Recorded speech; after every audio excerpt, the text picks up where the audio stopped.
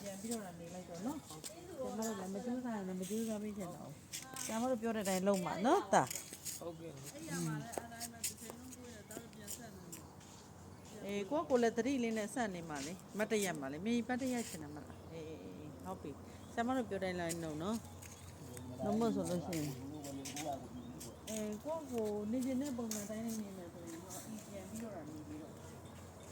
လက်ချက်နေတော့ဟုတ်တယ်မလား